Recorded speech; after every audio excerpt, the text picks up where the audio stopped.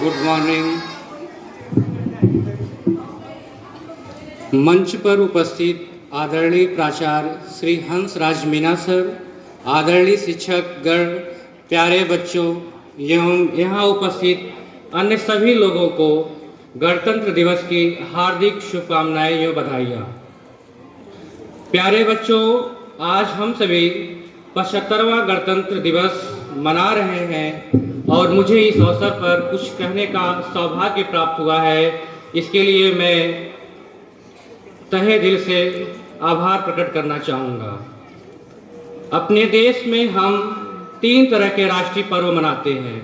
उन्हीं में से एक पर्व हमारा गणतंत्र दिवस है और किसी भी राष्ट्रीय पर्व को मनाने का सबसे बड़ा कारण यह है कि हम अपने स्वतंत्रता सेनानियों एवं अमर शहीदों के बलिदान को याद कर सके, ताकि हमारी रगों में और आने वाली पीढ़ियों की रगों में राष्ट्रीयता की भावना बहती रहे।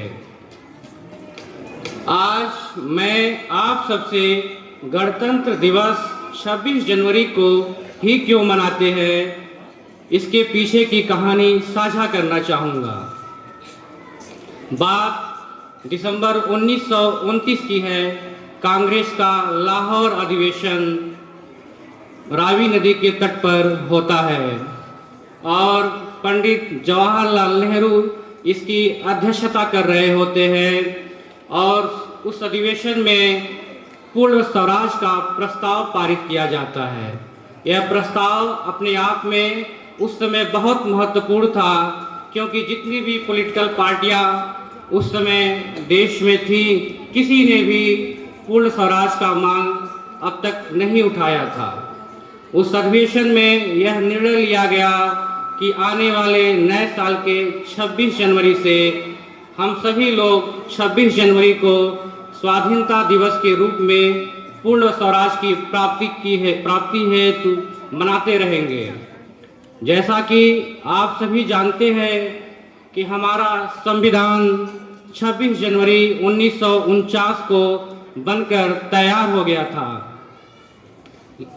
26 जनवरी के ऐतिहासिक महत्व को देखते हुए हमारे समकालीन नेताओं ने यह निर्णय लिया कि 26 जनवरी को हम गणतंत्र दिवस तथा 26 नवंबर को हम संविधान दिवस के रूप में मनाएंगे। और तब से आज तक हम सभी लोग 26 जनवरी को गणतंत्र दिवस के रूप में मनाते आ रहे हैं। प्यारे बच्चों, संविधान केवल कानून का संग्रह ही नहीं है, अपितु यह हमारे पूर्वजों स्वतंत्रता सेनानियों के संघर्षों को भी बयां करता है, जो हमारी संविधान की मूल भावना में समाहित है। जब देश आज़ाद हुआ तो समकालीन नेताओं के पास सरकार चलाने का कोई विशेष अनुभव नहीं था। उनके सामने बहुत ही विकट समस्या थी कि कहीं इतनी व्यर्थ ना चली जाए। इसके लिए एक व्यापक संविधान की जरूरत थी, जिसमें देश के सभी वर्गों का हित हो और वर्षों से हाशिए पर रह रहे लोगों का भी समाज की मुख्य धारा में लाया जा सके और देश में गैर बराबरी को कम किया जा सके, ताकि समाज में समानता और समाजवाद लाया जा सके। हम यह कह सकते हैं कि हमारा संविधान देश चलाने का केवल दस्तावेज ही नहीं है, यह हर भारतीय को उसका हक और अधिकार भी देता है। हमें महात्मा गांधी, डॉक्टर राजेंद्र प्रसाद, सरदार वल्लभ भाई पटेल, सुभाष चंद्र बोस के साथ सैकड़ों स्वतंत्रता सेनानियों तथा विशेष रूप से भारतीय संविधान के जनक डॉक्टर भीमराव अंबेडकर जी का भी शुक्रिया अदा करना चाहिए। मैं आप सभी के सामने मैथिली सड़गुप्त जी की एक पंक्ति कहना चाहूँगा। भरा नहीं जो भाव से, बहती जिसमें रसधार नहीं, वह हृदय नहीं है, पत्थर है जिसमें स्वदेश का प्यार नहीं।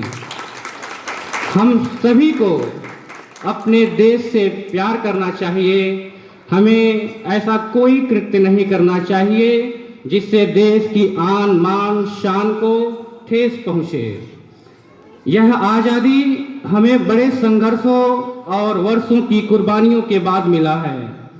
अतः हम सभी को देश का जिम्मेदार और सजग प्रहरी बनना चाहिए। हमें यह ध्यान रखना होगा कि हमारी एकता और भाईचारा कभी न खत्म हो, क्योंकि पूर्व में इन्हीं गलतियों का फायदा मुट्ठी भर अंग्रेजों ने उठाया था। हम सभी को संविधान सम्मत आचरण अपनाना होगा, जिससे विविधता से भरे इस देश की अखंडता बनी रहे।